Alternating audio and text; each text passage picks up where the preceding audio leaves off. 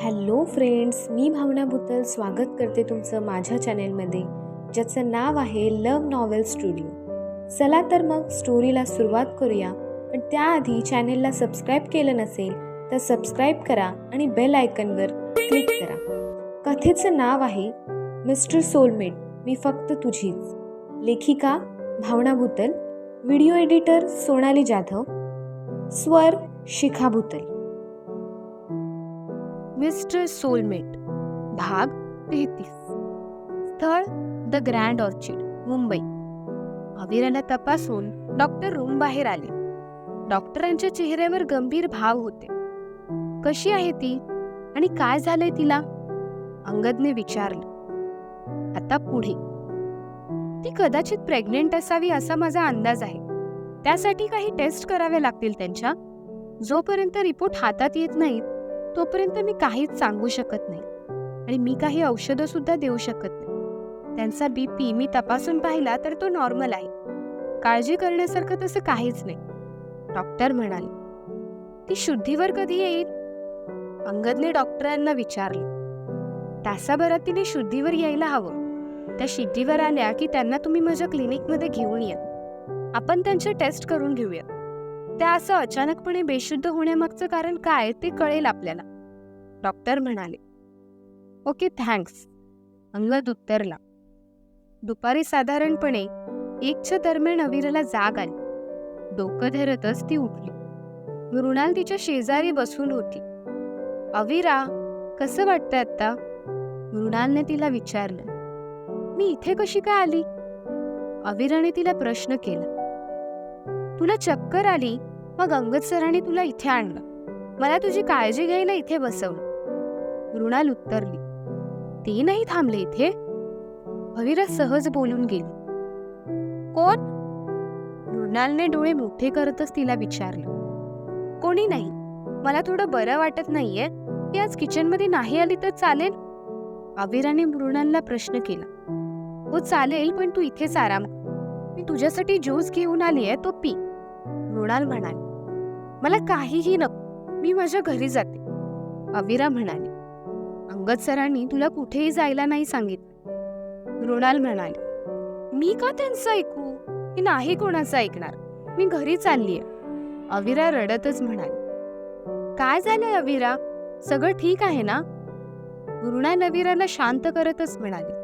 पण अविरा मृणालचं काहीही सांगण्याच्या आणि तिचं काहीही ऐकून घेण्याच्या मनस्थितीत नव्हती. ती हट्ट करतच हॉटेल बाहेर पडली. मृणालने तिला अडवण्याचा भरपूर प्रयत्न केला, पण तिने तिचं ऐकून घेतलं नाही. अंगदच आपले मिस्टर सोलमेट आहेत अशी खात्री तिला झाली होती. आपल्याला बरं वाटत नाही तरीही आपली जबाबदारी मृणालवर सोपवून ते निघून सुद्धा गेले. मिस्टर सोलमेट नक्की प्रेम करतायत ना आपल्यावर, का आपलं फक्त शरीरच त्यांना हवंय? हा विचार ती करत होती.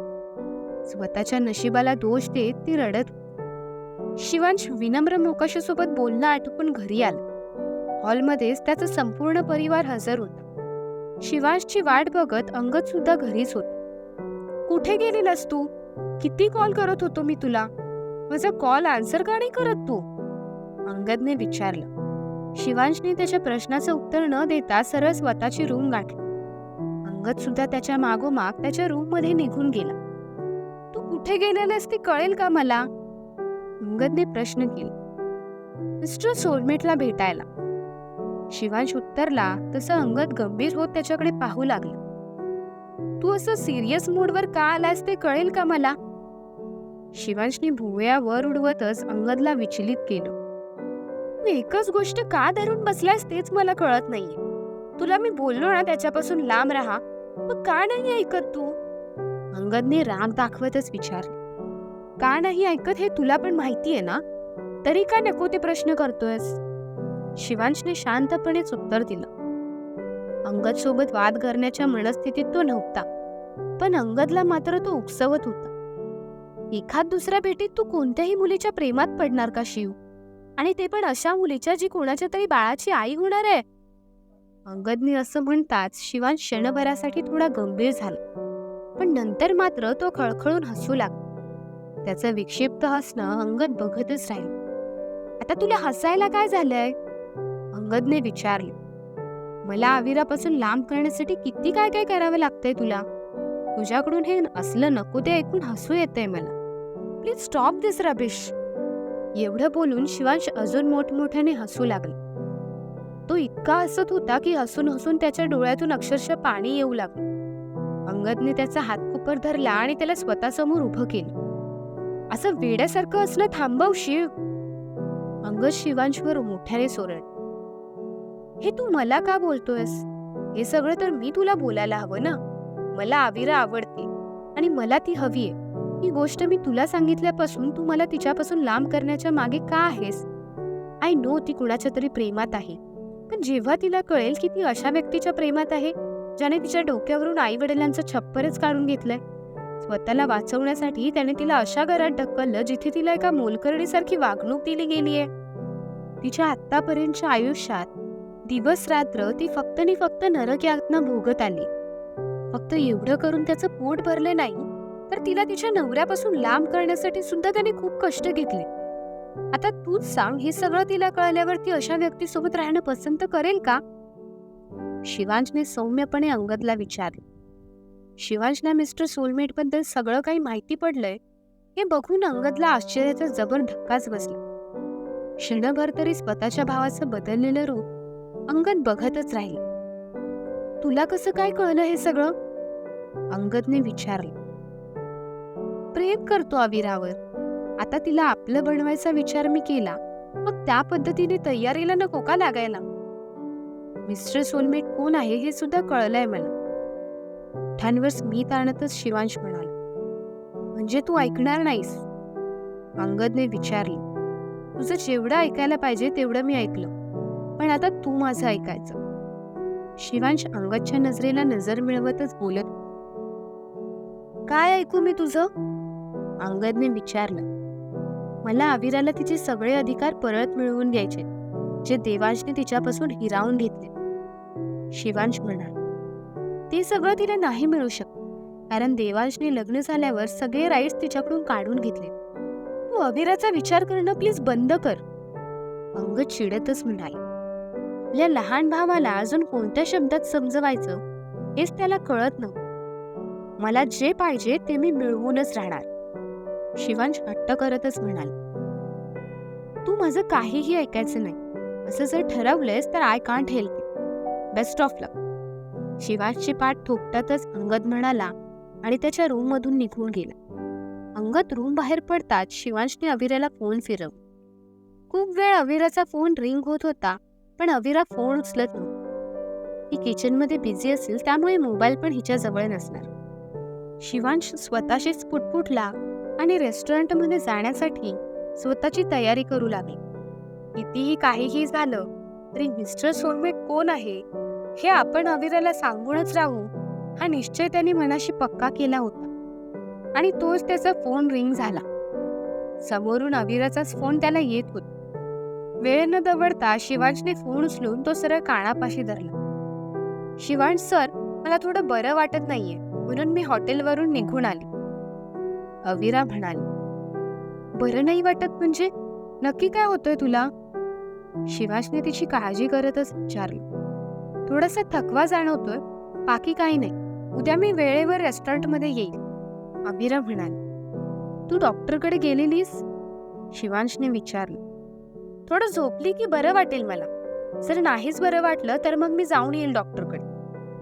अविरा दमलेल्या सुरातच म्हणाली. तू असं अंगावर का काढतेस? मी एक काम करतो, मी येतो तिथे आणि तुला डॉक्टरकडे घेऊन जातो. डोंट वरी. शिवांश म्हणाला. त्याची काही गरज नाही. अविरा एवढं बोलेपर्यंत शिवांशने फोन कट सुद्धा केला. आता शिवांश सर काय येत आहे तिथे? अविराने स्वतःलाच प्रश्न केला. तिने पुन्हा शिवांशला फोन लावला, पण शिवांशचा फोन व्यस्त येत होता. शेवटी कंटाळून तिने मोबाईल बाजूला टाकला आणि बेडवर आडवी झाली.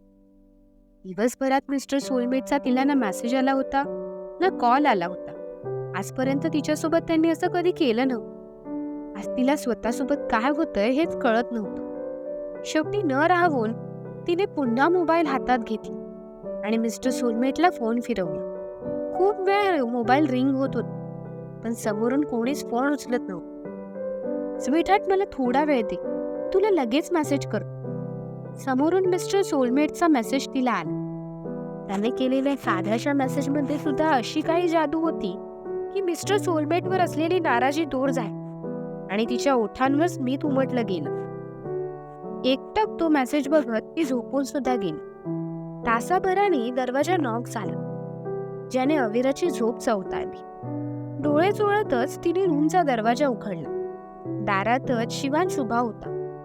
त्याला बघून अविराची ओढाई सोरली झोप सुद्धा उडून गेली. एकदा दोनदा डोळे सोडून अविराने खात्री करून घेतली की नक्की शिवांशच आहे ना.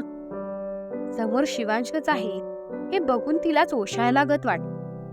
शिवांश मात्र तिने तिच्या चेहऱ्यावर आणलेले निरागस भाव बघतच राहिली. तिने गुलाबी रंगाचा टँक टॉप आणि त्याच्या खाली काळ्या रंगाचा शॉर्ट्स घातला होता. त्यातून तिचा कामणीय बांधा खूप उठून दिसत होता.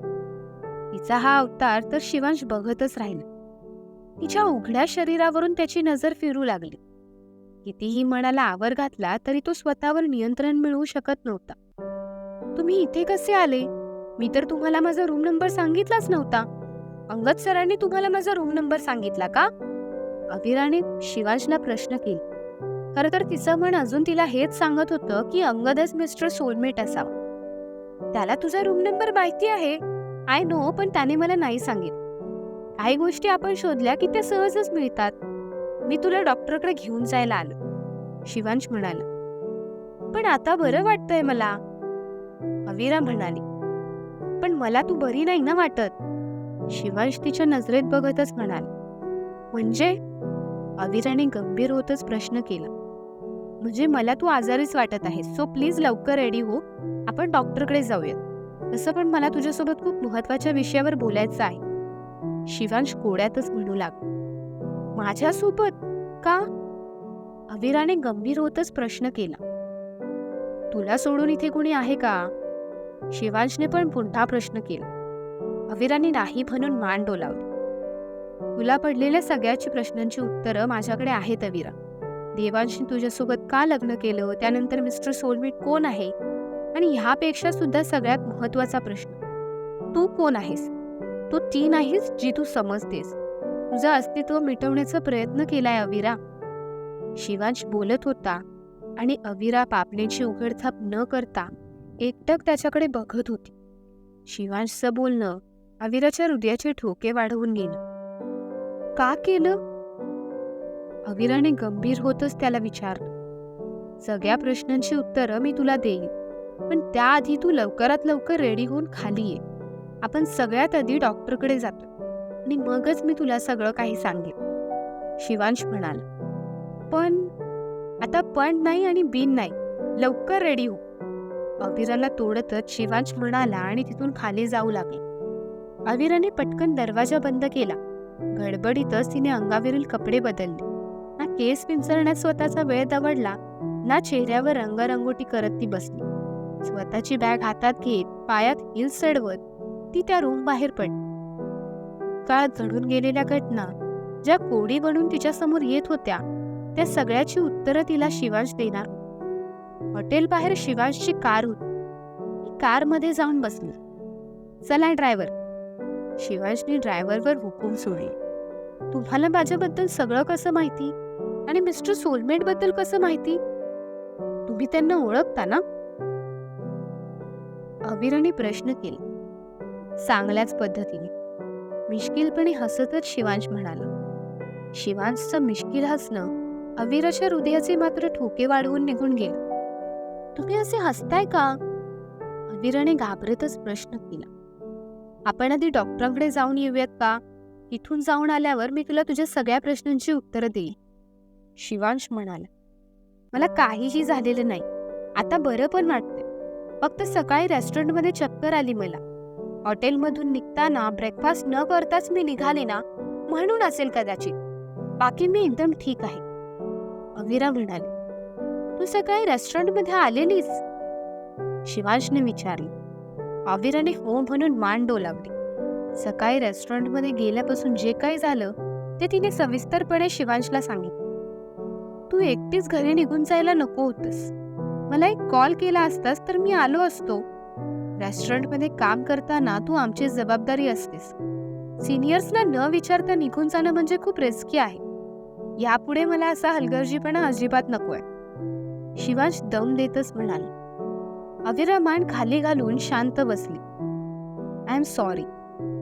अविरा दुखावली गेलीये हे बघून शिवांश म्हणाला. माझी चूक झाली. मी शेफ वंशला विचारून निघायला हवं होतं. अविरा म्हणाली. तुला छोट्या मोठ्या गोष्टी शेफ वंशला विचारायची गरज नाही. तू मला विचारलंस तरी ते बेटर राहील. ओके? शिवांशने भुवया उडवतच अविराला प्रश्न केला. अविराने हो म्हणून मान डोलावली. शिवांशचं बदलत चाललेलं वागणं बघून थोडीशी गोंधळून गेली होती. त्यातल्या त्यात तिने हो म्हणून मान डोलवली. गाडी क्लिनिक जवळ येऊन थांबली. शिवांश गाडी बाहेर पडला आणि पळतच गाडीच्या दुसऱ्या बाजूने जात अविरासाठी त्याने दरवाजा उघडला. अविरा गाडी बाहेर पडली आणि शिवांश मागोमाग क्लिनिकमध्ये जाऊ लागली. शिवांशने अविरासोबत बोलून झालं तसं डॉक्टरसोबत तिची अपॉइंटमेंट बुक करून ठेवली होती. त्यामुळे शिवांशसोबत ती थेट डॉक्टरांच्या केबिनमध्येच शिरली. अविराला होणारा त्रास शिवांश डॉक्टरांना सांगू लागला. पिरियड मिस झालेत का? जर तसं असेल तर आपल्याला काही टेस्ट करावे लागतील. तुम्हाला लास्ट पिरियड कधी आलेले? डॉक्टरांनी अविराला प्रश्न केला. शिवांश समोर असा प्रश्न विचारल्यामुळे अविराला ओशाळल्यागत झाले. अविराने चेहऱ्यावर आणलेले भाव बघता ती आपल्यासमोर या विषयावर बोलायला थोडीशी लाजते हे शिवांशला कळलं. मी आहे बाहेर, असं म्हणत शिवांश बाहेर निघून गेला. पिरियड तर मिस झालेत, पण मी कधीच आई नाही बनू शकत. माझी फॅलोपियन ट्यूब डॅमेज आहे, अविरा म्हणाली. काय ट्रीटमेंट घेतली होती का यावर? डॉक्टरांनी विचारले. अविराने छोटंसं तोंड करत नाही म्हणून मान डोलावली. आपण एक काम करूयात, आपण काही टेस्ट करून घेऊया, डॉक्टर म्हणाले. अविराने हो म्हणून मान डोलावली. डॉक्टर अविराकडून सगळ्या टेस्ट करून घेऊ लागल्या. खूप वेळ बाहेर उभा असलेला शिवांश अविराजवळ येऊन बसला. अविरा प्रेग्नेंट तर नाही ना? जेव्हा शिवांश अविराला मिस्टर सोलमेटबद्दल सांगेल तेव्हा तिची प्रतिक्रिया काय असेल कळेलच पुढील भागात. धन्यवाद.